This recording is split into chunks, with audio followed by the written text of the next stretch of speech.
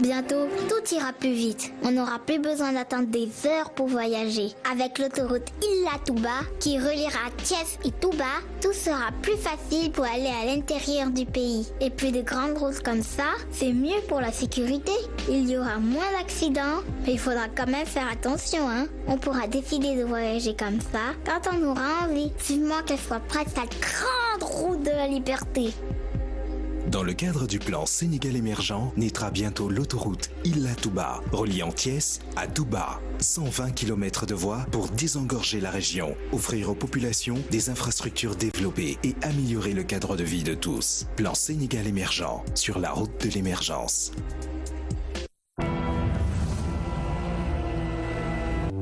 Une première au Sénégal, symbole d'un pays sur les voies de l'émergence.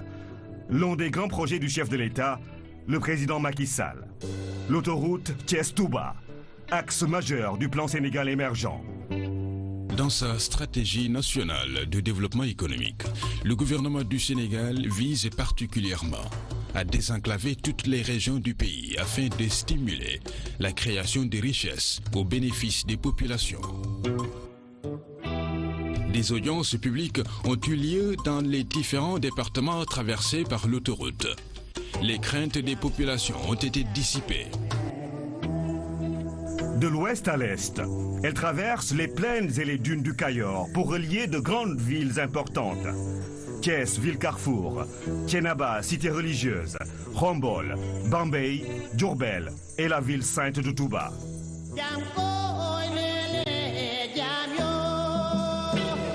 115 km d'autoroute. Une autoroute en 2 fois 2 voies conçue pour une vitesse de 130 km/h. Il est prévu 20 passerelles pour les piétons et véhicules non motorisés, 2 postes de péage, pleine voie et 4 postes de péage sur les bretelles d'insertion et de sortie de l'autoroute de Thiès à Touba. 6 échangeurs de différents types sont prévus. 6 passages inférieurs, 19 passages supérieurs. L'échangeur Thiès Sud se trouve au niveau de l'intersection avec la route de Sindia. L'autoroute prend progressivement de la hauteur pour passer au-dessus du chemin de fer.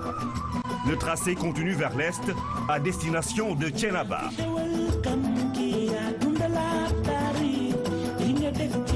Khombole, puis Bambey.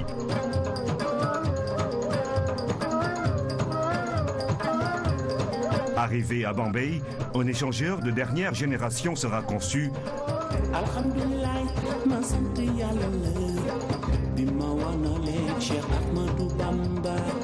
Voici ce qui est prévu à l'est de l'échangeur.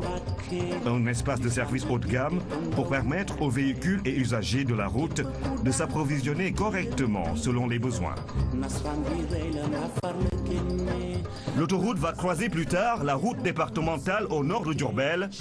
Un autre échangeur y est prévu pour faciliter le flux des véhicules.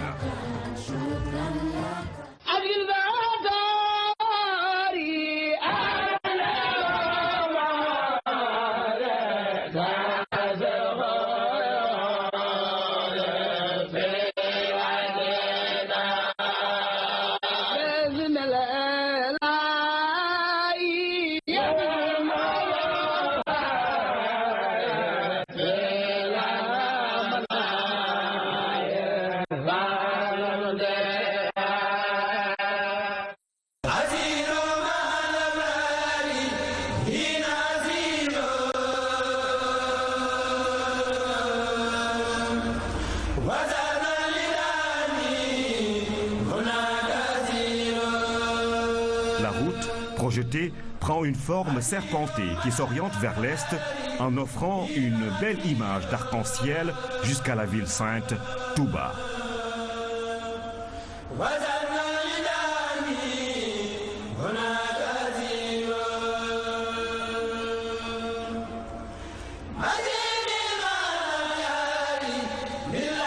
À l'entrée de Touba, 2 nouvelles routes seront réalisées à Dalangabou. L'une va vers la ville, l'autre vers la grande mosquée de Touba. Ici, Un superbe échangeur en trèfle de dernière génération permettra de desservir l'esplanade de Touba et le futur aéroport de la ville sainte.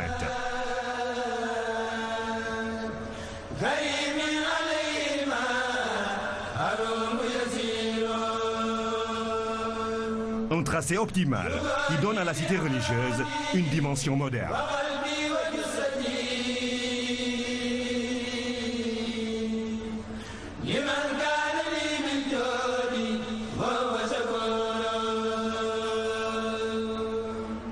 Ce projet va donner un autre visage au réseau routier national, un impact économique inestimable, un soulagement pour les populations.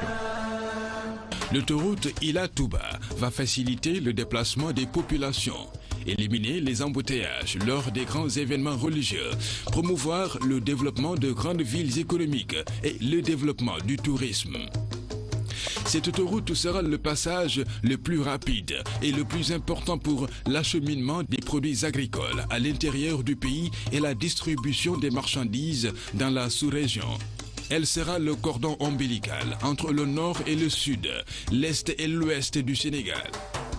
L'entreprise chinoise CRBC va travailler avec la partie sénégalaise et contribuer à la réalisation d'une infrastructure aux normes internationales avec toutes les commodités requises et approfondir les relations entre la République populaire de Chine et la République du Sénégal.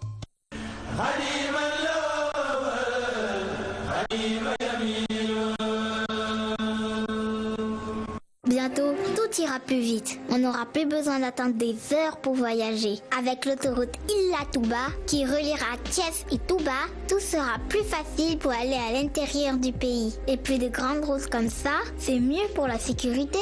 Il y aura moins d'accidents, mais il faudra quand même faire attention, hein. On pourra décider de voyager comme ça quand on aura envie. Vivement qu'elle soit prête, cette grande route de la liberté.